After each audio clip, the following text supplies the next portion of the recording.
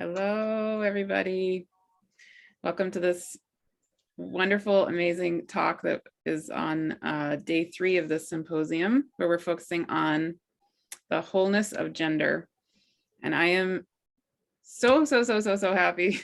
I'm so happy with all of these speakers, but wow. Today I am talking with Nia Fyler, who I was just so excited and happy to connect with you, Nia. And we'll get into mutual. What do you? Oh, the feeling is mutual. Thank you. Thank you. Yeah. So Nia is going to be talking about a new gender paradigm, and specifically with regard to astrology, but I think it's relevant for anybody, even if you are not familiar with astrology. And I'm deeply touched and so grateful that you have agreed to be here and that you're going to be sharing your wisdom with us. I'm honored. So before we start, I'll just read your bio. Nia Fyler has been conducting astrology consultations for more than a decade. She lectures and teaches evolutionary astrology in Europe and the USA. She has been studying astrology since 1999, primarily with Maurice Fernandez, as well as Robert Corre. Robert Corre. Robert Corre. Robert Corre is another great astrologer. Oh, okay. Robert Corre, Michael Ofek, among others. Nia's practice focuses on the soul and the developmental, emotional, and spiritual dynamics in a chart. In 2014, they established the YouTube channel Evolutionary Astrology Message, where you can learn about current celestial cycles for free. Thank you. Thank you. Thank you. So first and foremost, I'm honored and grateful to be here with you, Marta, for doing all of this, for empowering the community, for providing knowledge and tools to us all. And secondly, to all of you that chose to listen and view this, because I think this is a very important subject that wasn't explored and researched enough. And really, we're going to be touching on different tips of an iceberg today in the time we have together. And what this is most and foremost is a call for more research and collaboration regarding this fascinating new approach that I'm going to present to you today. I was speaking to Marta before we started recording, and I said that if we practice, whether we take money for it or not, if we open up natal charts for friends or clients, we need to find bridges to fill the gap between what we've learned and the terminology that we all learned when we studied astrology, and the children of the new age who exceed that terminology. And that's maybe the heart of what we're going to talk about today. Let's start with the basics. What is gender? By Wikipedia, gender is the range of characteristics pertaining to and differentiating between masculinity and femininity. Depending on the context, these characteristics may include biological sex, i.e. the state of being male, female, or an intersex variation, sex-based social structures, i.e. gender roles, or gender identity, which is the inner feeling the person has inside, which is not necessarily expressed. Most cultures use a gender binary, having two genders, boys, men, or girls and women. Those who exist outside these groups fall under the umbrella of non-binary or genderqueer. Some societies have specific genders besides men or women, such as Hijras of South Asia. These are often referred to as third genders and fourth genders. And even in Judaism, if we talk about it, fifth genders. Really? I did not. Excuse me. So let's talk a minute about the old paradigm, what we learned. we were taught to understand astrology in binary terms. Even signs were either male or female, alternating between one and another. Today, we have so many colors to choose from. And really, it's more of a dynamic spectrum.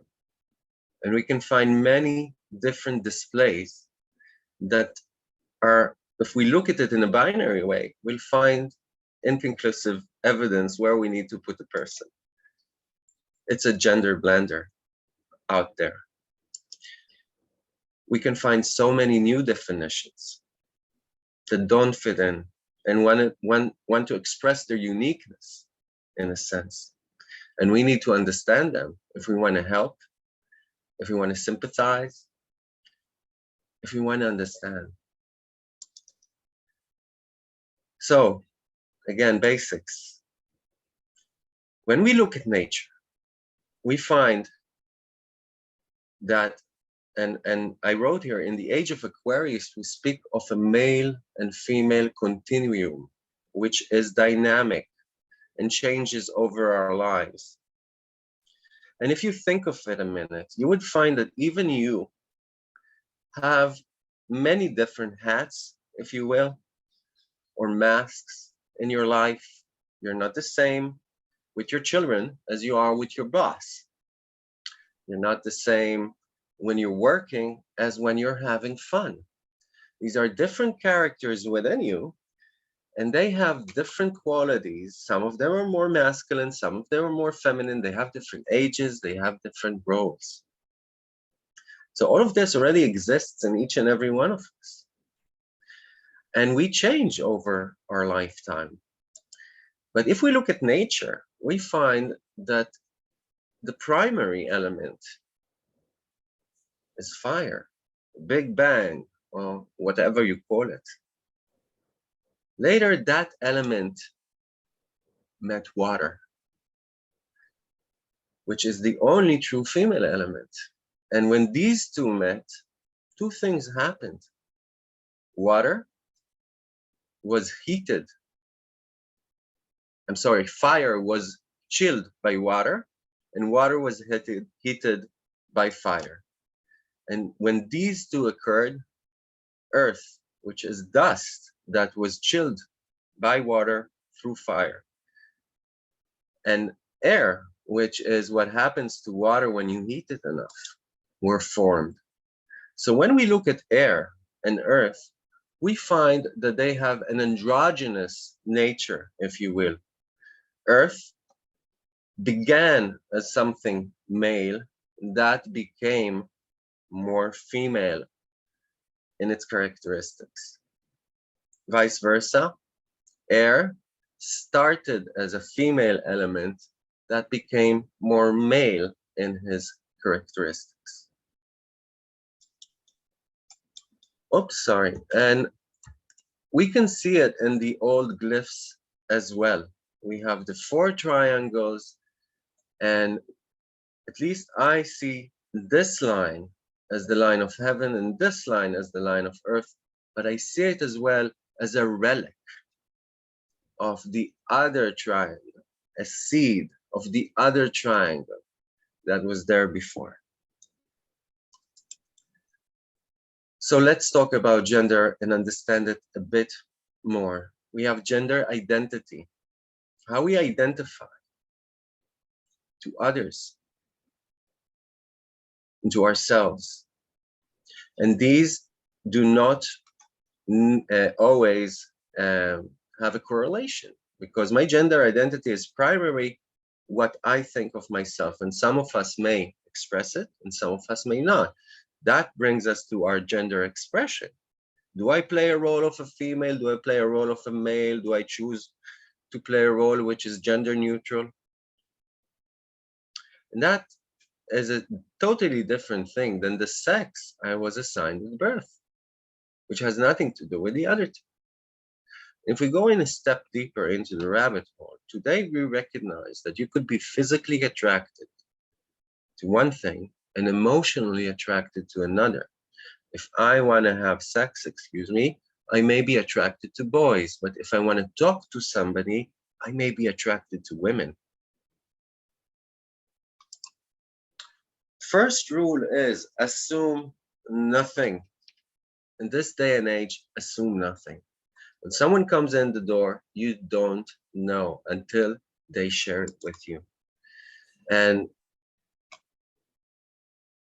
I was an active, still is an activist, been an activist for a long time, and I work with LGBTQI organizations. And coming in way back when and seeing 6'5" bulky men with beards asking me to refer to them as female, or very feminine, beautiful young ladies asking me to refer to them as male, it does something in your head, because we are all customized to identify certain things and refer to certain characteristics. And we need to bypass the outer shell and look into the heart of a person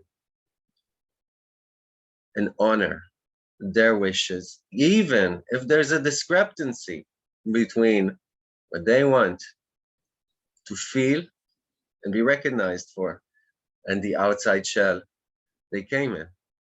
And it's hard, and you have to be forgiving with yourself. So today we have many different terms for people, and we're still coming up with some. Some of them are very funny. I'm going to send out a PDF of this so you could all read this and be more informed. I don't think I need to go through everything with this, but just a few things. You don't say transgender, you say transgender. You don't say sex change or sex reassignment surgery. You say gender affirming surgery. Because really, people like me always felt and knew who they were. And what they did is aligned their outer shell to be more in line with what they feel inside and want to be recognized for. So they didn't change. They just peeled the unnecessary layers of themselves, if you will, to show you more who they are inside. Now, another misconception is that all trans people go through surgery. A lot of them don't even go through surgery at all. It's about what you have in your heart, not what you have in your body. And some more misconceptions. A myth, a number of transgender people are beginning to admit that choosing to transition ruined their lives. So statistics say that 94% of trans people reported an improvement in their quality of life due to their transitioning. And over 96% answered that their sense of well-being improved. Oops, I'm sorry. Myth, transitioning will make a person bitter and depressed.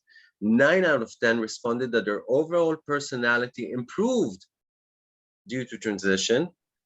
And 85 reported that it decreased their emotion, that it described their emotional stability as improved. I'm sorry that Zoom is going over this. As improved, 11% reported no change. Transition satisfaction rates, overall 96, 97% like their hormone therapy, 96 like the chest surgery, 90% genital surgery.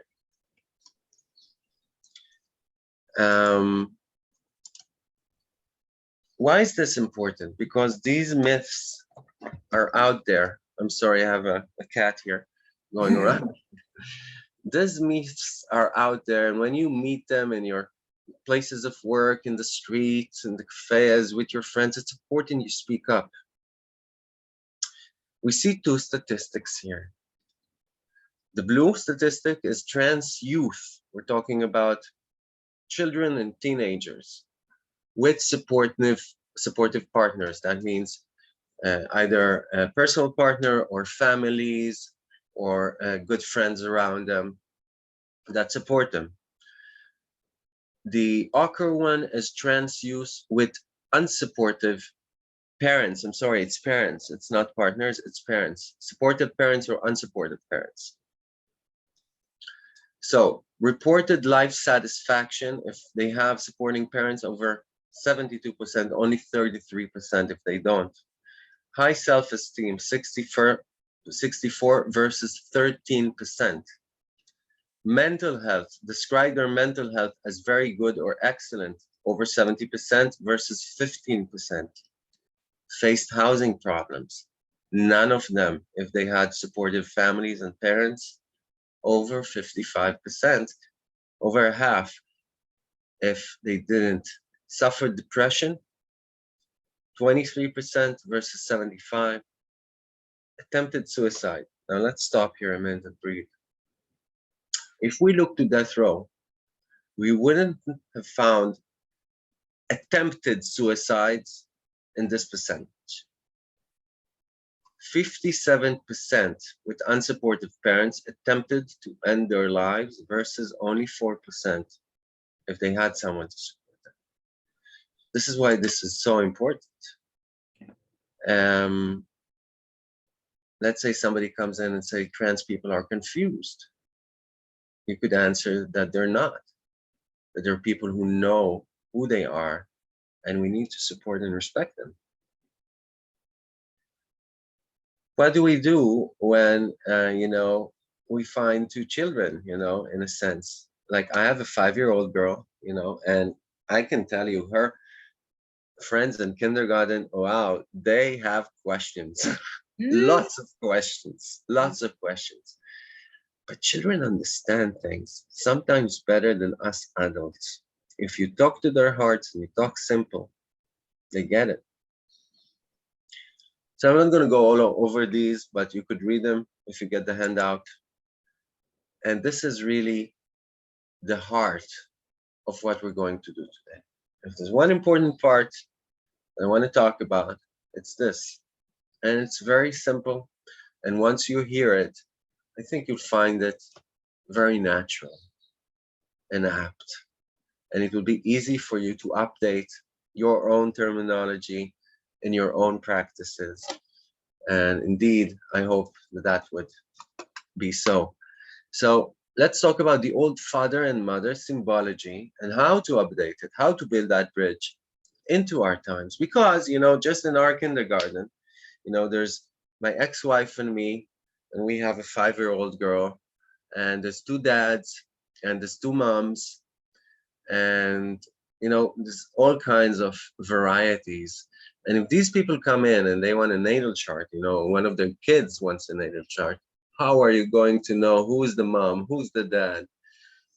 What do you do then? Very simple. Most of us were taught that either the moon, I'm sorry, it's not either, we have to take the either away. We thought that the moon, Cancer, 4th house is the mother. At least in modern astrology, in ancient astrology, it was the father that was the 4th house. But it's not. It's not exact anymore. I mean, in ancient times, the mother did have vastly took over the nurturing role of the child. But in this day and age, we need to get it from both parents. And if we don't, whether it is a Cancer lunar influence or a solar Leo influence, we find a lack there, okay?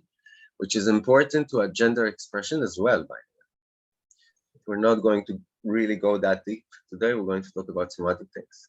So if I want to exact you, when we look at the Cancer 4th house moon symbology in a person's chart, it is how this person received nurturing from the homemaking parent, from the womb sustaining parent, if you will, making sure that life goes on in internal means, which means supporting an internal sense of security in the child, giving that child whatever they need and can't ask for themselves. And again, this is not something that in this day and age is categorically female. Because if we don't get it from both parents, from both our father and mother, we go to therapy most of the times, if we're lucky. We were taught that the sun, Leo, 5th house, is the father archetype. That's really the parent we look up to, that might have expectations from us, that pushes us to prove ourselves in a way. And many of the times, the provider of material necessities, the parent that makes sure that life goes on in external means and supports an external sense of security. You can, you learn how to do, you create. And that, again, is not something that is solely taken by the role of the father anymore. And we get it from both parents. And if we don't, we find a lack there. We were taught that Saturn, Capricorn, 10th house, could be the father as well. But it is the educating, restricting, and authoritative parent, whichever sex they may have. And most of the time, again, this education and restriction would come from both parents. And you would see the symbology acting in the life of the child with both of the parents.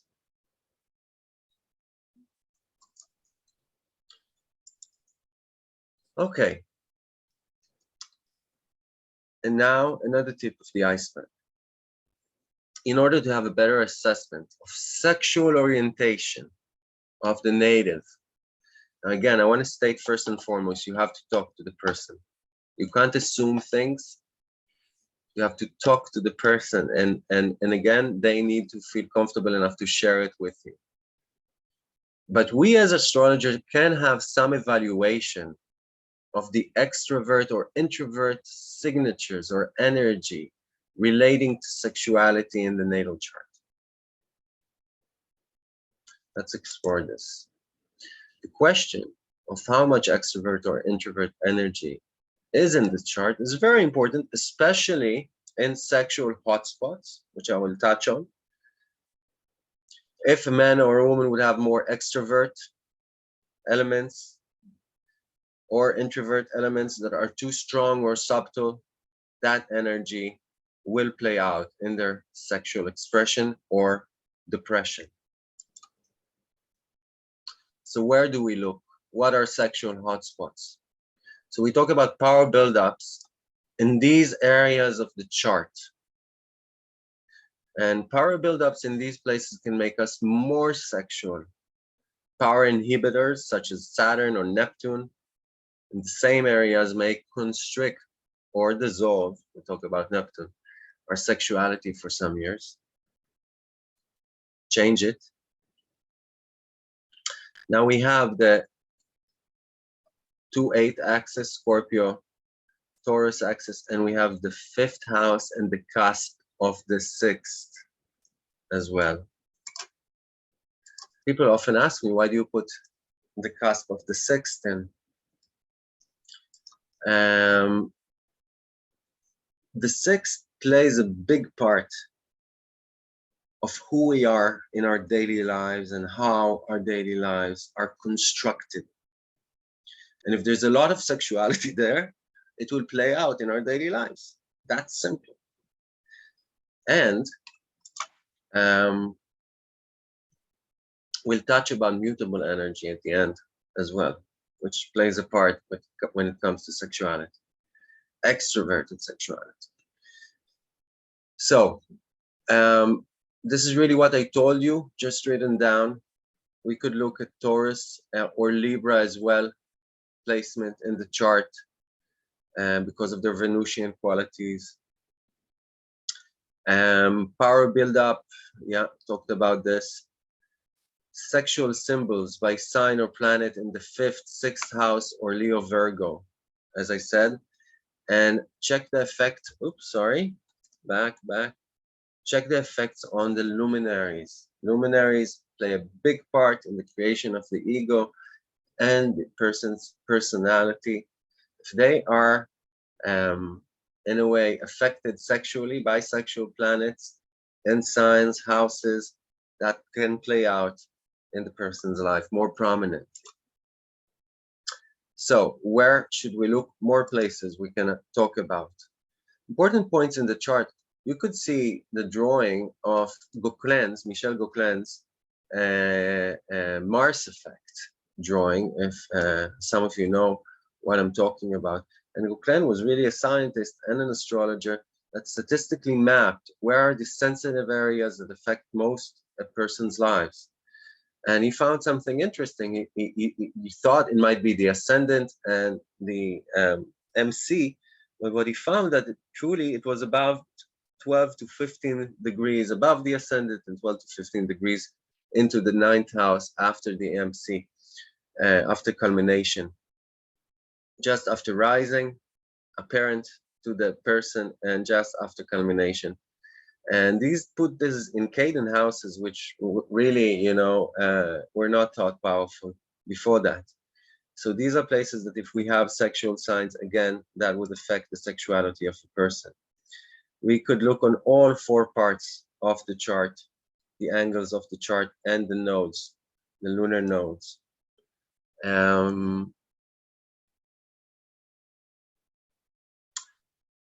I want to share with you that some other astrologers have said before that 410 axis or Cancer Capricorn has been associated with gender themes through life as a result of the soul being in the other gender in previous life. I can tell you that from my research, the 1-7 axis, Aries Libra, as well as the 2-8, Taurus Scorpio, all hold a Venus-Mars energy. And therefore, we find a lot of this in the LGBTQAI people. Seems I need to update 2 more letters here. A little about qualities in the chart, as I said, I will state before.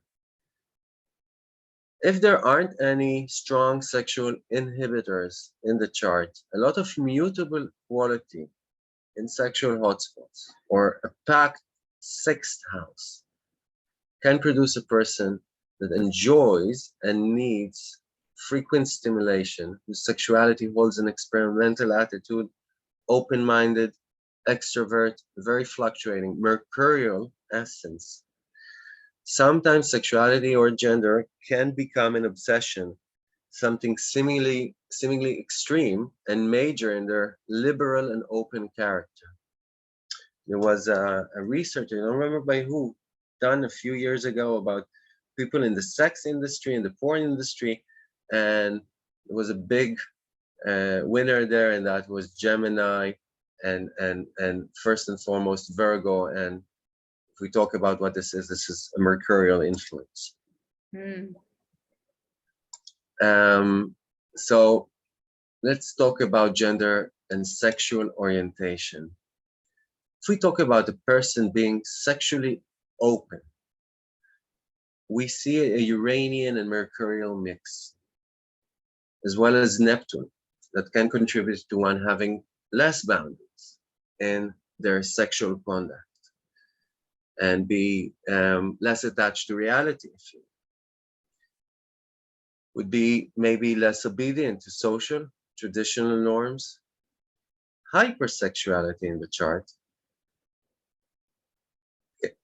can as well produce sexual curiosity. Like if someone is very sexual, that hypersexuality produces a curiosity that would induce more experimentation, resulting in greater sexual openness, usually, or greater sexual knowledge. However, these traits can be obstructed by signs of insecurity and or reliance on external factors to provide moral, spiritual, or ethical codes of conduct.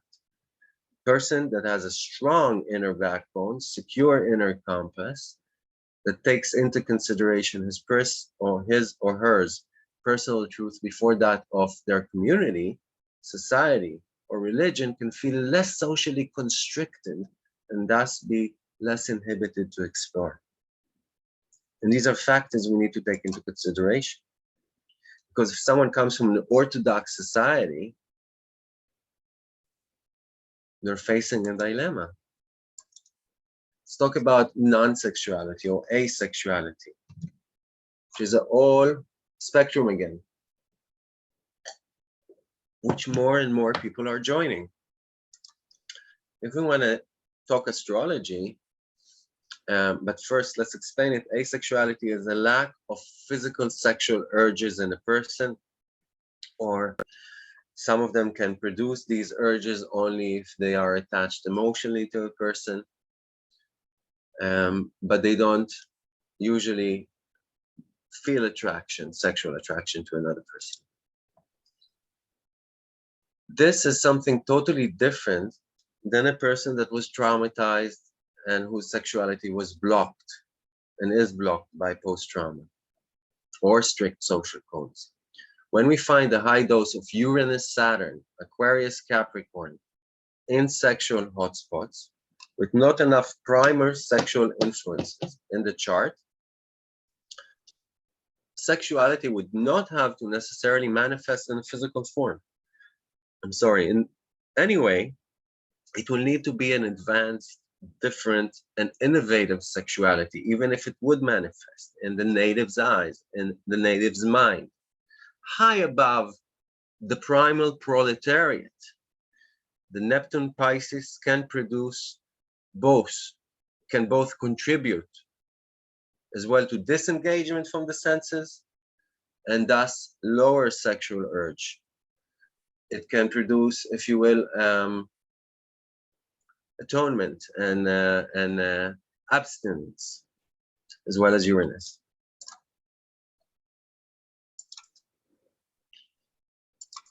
When we talk about lesbianism and homosexuality, most of the time, and that would surprise a lot of people, we're talking about the same traits in the chart, or at least some of them are the same. Uranus, Aquarius, here again, the Uranian signature is statistically prevalent, alongside with Mercury and Gemini. But here, usually we require a strong masculine influence in sexual hotspots. Statistically, we have more of that. Aries, Mars, Leo, Sun, Sagittarius, Jupiter, Fire. Usually for both sexes, in both cases. Sexual hotspots in the chart could also be influenced in a reversed manner. I would have male influence where female would regularly be, and vice versa. That's the other option. Thinking about my own chart, which is I have Mars, I have my Venus and Aries on my south node. That's already a Mars Venus energy in your chart. That's already a Mars Venus combination, just there. And then, my Mars is in Aquarius. So so I identify as pansexual, cisgender pansexual. But great, I identify as pansexual as well. Always have. Yeah. So I mean, everything you're saying there, I think would apply to my chart. Sounds like it. Gonna look at that someday. If you want to look at that after we stop recording, we can always androgyny and transgender spectrum in a chart. My personal favorite, as you could see, and we can take and add to the Uranus, Aquarius, Mercury, Gemini cocktail we had before a double helping of the 6th and Virgo. The need to perfect yourself, work on yourself, also physically, with a dash of that Mars-Venus conjunction or Mars-Venus energy mixing that we talked about just now. I want to state that we need, as astrology, we don't need anything, okay? But I find it fascinating that people like Professor Benedict Brady, which I had the privilege of studying under, bring back ancient knowledge that was lost. Because really, up to Ptolemy, 2,500 years ago, 2,000 years ago, we didn't have horoscopic astrology that only took into account the planets and the zodiac. We had an astrology that took into account the whole sky, including the stars. They all had symbologies. And we lost that, and Benedict Brady brought that back, and Darlene Gunsmoke, together they did. And what I'm telling you here is open your mind, learn about fixed stars, because they count. And I'm going to share with you just how much. The mixing of the genders needs to be apparent in some significant way in the chart when we talk about androgyny and transgender spectrum. There always, almost always, is karma involved, especially for us older folks. We often see a strong mix of Pluto and Mars, 8th house, Scorpio, Uranus, 11th house, Aquarius. When we talk about Pluto, Mars, 8th house, Scorpio, we talk about war and revolution and transformation and betrayal and desertion and change and transformation, death and rebirth. We talk about Uranus, the 11th house, Aquarius. We talk about being different, being ahead of your time, feeling alienated, seeing things differently. When we talk about Saturn, the 10th house, and Capricorn, we talk about karma, feeling that you have it harder than the other folks and that you're going uphill at a steeper climb. But it pays off. With Venus, okay, so all of these, Pluto, Mars, 8th house, Scorpio, Uranus, 11th house, Aquarius, or Saturn, 10th house, Capricorn, mixed with Venus, Taurian energy signatures in the chart, because that talks about body and relationships. We can take in Libra as well, okay? These three mixed with Venusian energy in the chart.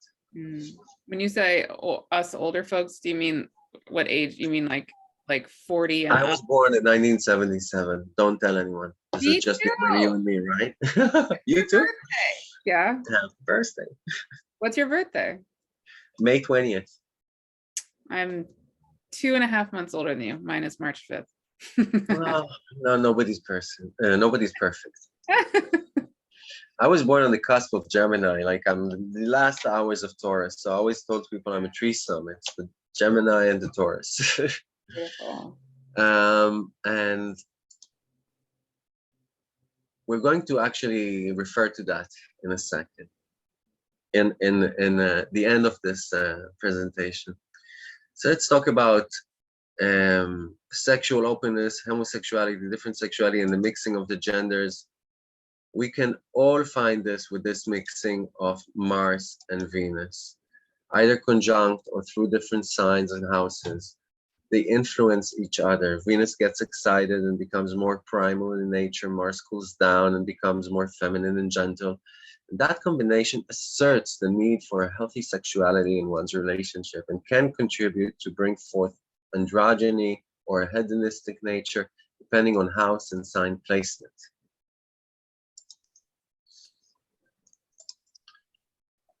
So what would Mercury bring in a chart, in a sexual hotspot? First of all, we'll be occupied with sex first and foremost in our thoughts, in our minds. Thinking about sex provides paramount excitement. That's how we get excited. Strong Mercury, Gemini, and sexual hotspots in a chart would drive a person to be more verbal about sex, extroverted, more curious, and in need of a greater variety. He or she can get bored much easier and are prone to be more androgynous, pansexual by this archetype, especially if it's popular.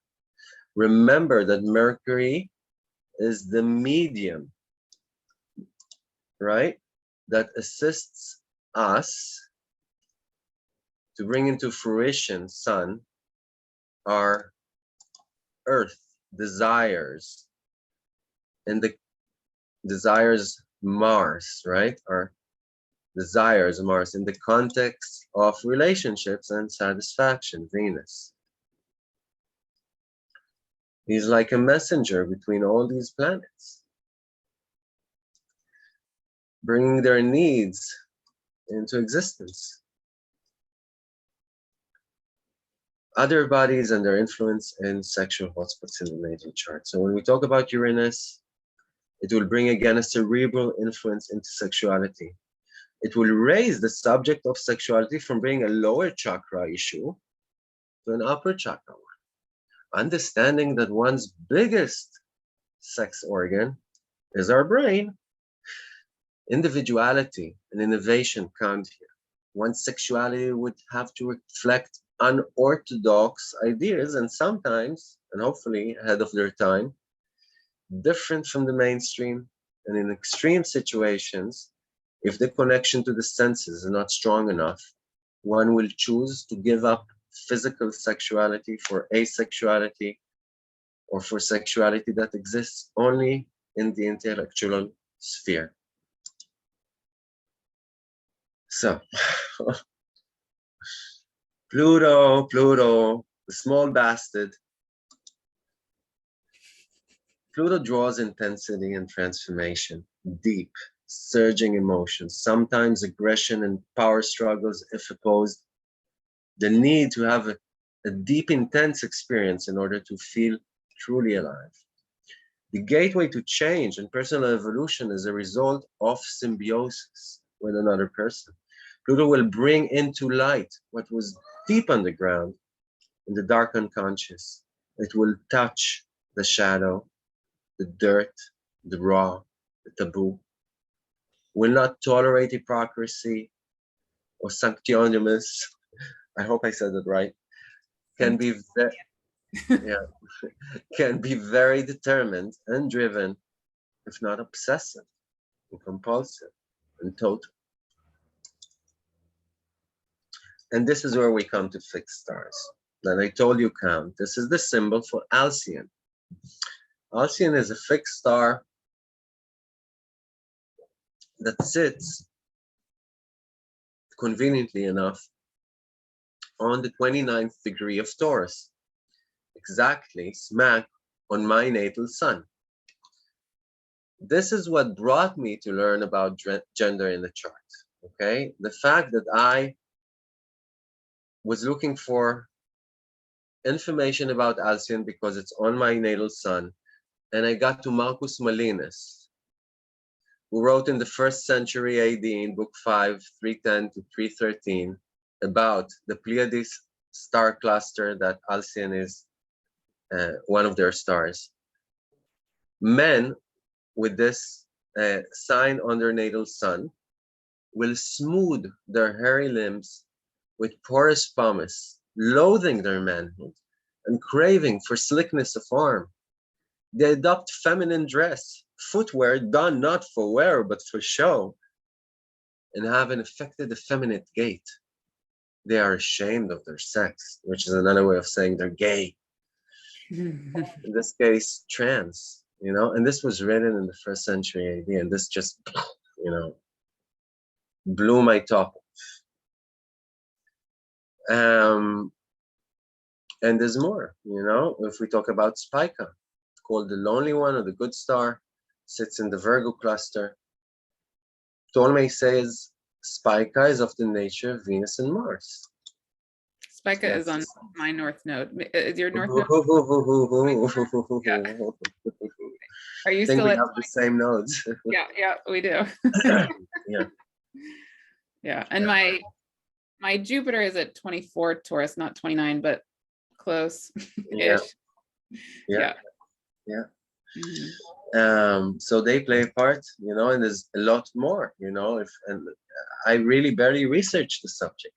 I'm calling for more people to look into it. Altair, one of the most important stars in the neck of the eagle, the Aquila constellation, has the spectra of Mars and Venus, says Ptolemy. And He goes on to say that it can confer strong passions and a bold, confident, valiant, unyielding, ambitious, and liberal nature. It is associated with the sign of Scorpio. It also has been said to give certain sex irregularities, says Ptolemy, and high libido because it also has Mars-Jupiter effects. The person would be unashamedly outre about their sexuality. This star carries the ability to achieve, this carries the divine fire of inspiration, which transforms into determination, the ability to achieve through risk-taking or through dogged determination. It is a star of action and strength that would also naturally, and strength, and so will naturally action rather than inaction. There's a mistake here. At the same time, this quest for action is not just for its own sake, but also to serve others. And we'll see a chart with a very prominent Altair in a second. And let's look at some charts. You know, we talked about these symbologies. This is a male trans man. I want you to look first about the nodes, how they stand. And, you know, we talked about the 4th, 10th house axis. Here they're like on the MC IC, you know, it has that symbology. They are in the Libra Mars symbology again, okay? And we have Spica on the North Node. We have the Mars-Venus conjunction in Aries, very strong Mars on the South Node. And we have a very strong 6th house in Gemini, Sun in Gemini conjunct Jupiter in the same degree, you know? Wow, amazing. So this person would have been born a little bit you and me. A little bit after you. You know, I find astrologers that say that it's enough to have a prominent Uranus and Scorpio in your chart to make you queer in a sense, you know. But I hope to become a little more knowledgeable than that and look at the whole picture. So here we have another male trans man, which means this was someone who was born as a female and chose to become male, to affirm themselves as male. We have Spica in the 1st house. In Libra, we have this conjunction of Mars and Venus on the South Node, but this time in Leo. Mercury is smack on the Sun.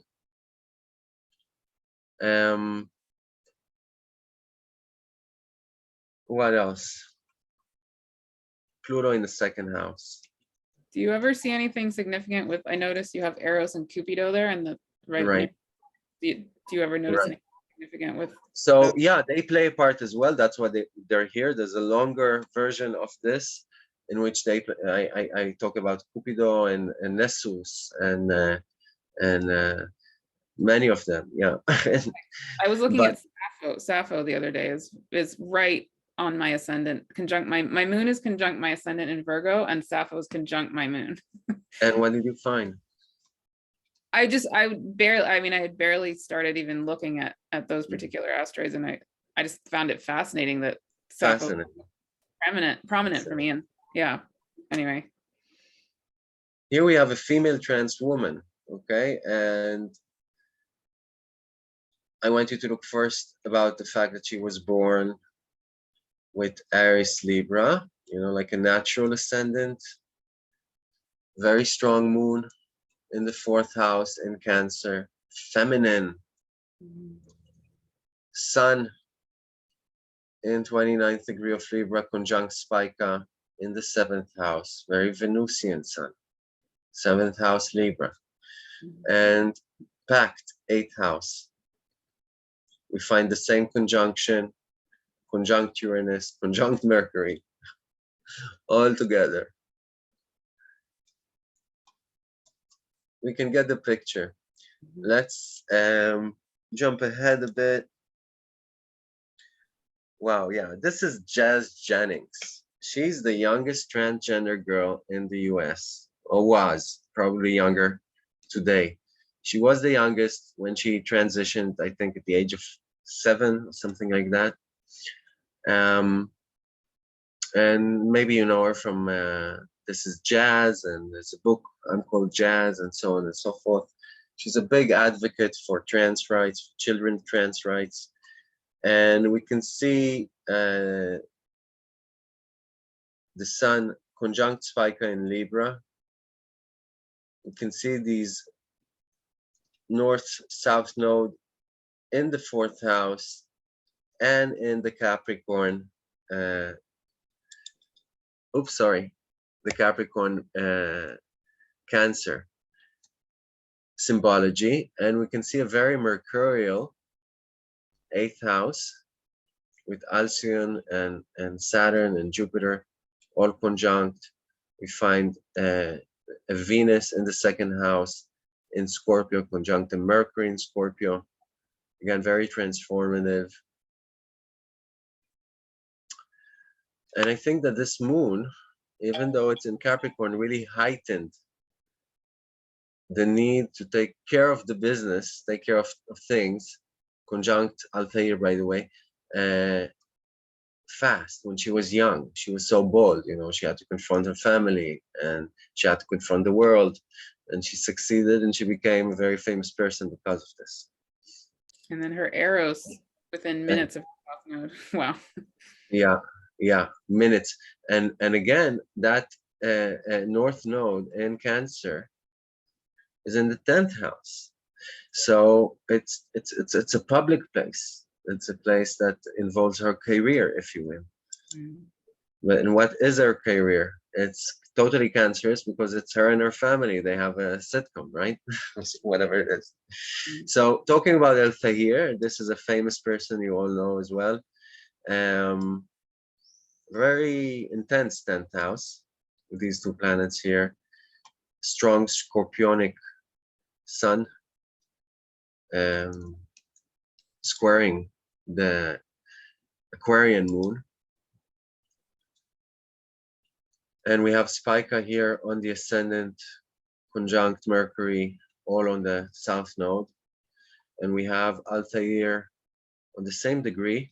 And again, your friend, on the moon. So this is Caitlyn Jenner, ex-Bruce Jenner. I want to share that we find a lot of the times with trans women, people that before even transitioning had to prove to themselves that they're worthy men, in a sense, by becoming athletes or warriors or, you know, kung fu artists, FBI or CIA agents. And only after that could untusk themselves, if you will, and breathe free. This is a famous Israeli singer who's transgendered. I don't know if you know her. Let's jump a minute to a chart of a person you know. You can all explore this later on when you get the handouts and find, wow, look at this 6th house. This is a genderqueer person. A lot of strong mercurial energy on the descendant. Saturnian energy affecting Venus in the 7th, affecting the moon. Spica with Uranus. Not necessarily being in either place, being fluid. So this is a person you know. We can see that mischievous Uranus in Scorpio we talked about, smack on the ascendant. We can see Spica smack on the North Node in Libra. You can see the Libra, Aries nodes, 6th house packed. This is you. Again, you're a very wise person. And Alfie and smack on my son. Okay, so this is my chart. This is how I looked before. And this is why I started exploring the subject, because if these were apparent in my chart, I wanted to see where else and what can I learn about that. And I'm sharing what I found. I would love to have more people join in and explore this with me. And people, first and foremost, remember, love wins. Love overtakes fears. These are the two poles that move the world and move us. And love wins if we make it so. And you can always connect with me at niafyler@gmail.com or at this number, 97254-2005-777. You could watch my things, and there'll be a new video within a week at Profile Astrology in Facebook and social media, Instagram or YouTube, Evolutionary Astrology Message. And what I wish all of you, Martha and everybody else, is very simple. May we all live long and prosper. Beautiful. That's all, folks. Wonderful. Great. I'm glad you enjoyed it. Oh, that was so good. Thank you so much. Are you doing readings? Like, what else do you want to share? Yeah, sure. I do readings regularly, and I have two kinds of clients. Some people come in for, an annual session or something like that, and some people who undergo a stressful time in their lives or a crisis can come and see me on a more regular basis. So it has very therapeutic psychological tone to it as well. And we talk about current transits and how to better address them. And I teach astrology. I teach evolutionary astrology. I teach both beginners and advanced on Zoom. And I do private lessons as well. So yeah, I would love to share my knowledge. Wonderful. Yeah, and you can find more talks of me, some of them with my beard still on, out there online. And I like to explore quirky subjects that are already explored. So if you're like me, go ahead and explore. Yeah. You know that my mother, who was a hippie, God bless her soul, had the same exact shirt, or very, very similar as what you're wearing, that she embroidered herself back in the Really? 60s in San Francisco. Yeah. Wow. That's so interesting. Yeah. Yeah, and I have pictures from the 70s with both her and my father wearing it. I have it somewhere here. Wow. That's so funny because whenever I make these videos, I basically tune in and I ask the spirit world which shirt to wear, and they told me You see? very specifically. You see? Yeah, I wanted to wear one, and I felt like, very no. at home, very comfortable, immediately, related to it. Oh, And, yeah. good. Wonderful. Is there anything else you want to say? I feel like that was Thank so you thorough. again. Thank you again. I enjoyed it very much, and I'd love to participate and cooperate more. And yeah, I think we are experiencing a renaissance in our field. Yes. And I think that renaissance is also a personal call to each and every one of us to up our game, and to take personal responsibility, because in this day and age, it is about personal responsibility. It's not about waiting for your savior anymore, or your leader, or your hero. No, we are the leaders and the heroes and the saviors we have all been waiting for, and we're here just as drops in an ocean. Yeah. But we are these drops, and we shape the currents that shape the beaches, that shape our times, and we're all part of an elite unit of souls that was chosen to be alive right now in this most important time for humans and humanity ever. So I believe in us, and I believe in personal responsibility, not in blaming others for what we ourselves can change. There you go. That's it. Yeah, thank you. Thank you. Thank you. It's been a pleasure, really, Martha, and thank you for your energy. Oh, yeah, so happy to connect with you. Have a beautiful day. And on behalf of Georgia and myself, yeah, she's a long time guest in my videos since 2014. I Back in love 2014, I used to do like daily videos. I don't know how, two videos a day, one in English, one in Hebrew. wow. And then I turned it into a weekly forecast. And now I haven't taken a video out for the last 2 months because of my mother's passing, but I'm being pushed to take Yeah. a new video out, so I'm going to do it. Wonderful. Well, Yeah. my 3 cats approve. Great. Keep her on. Great. Bye-bye. Take care. Thank you.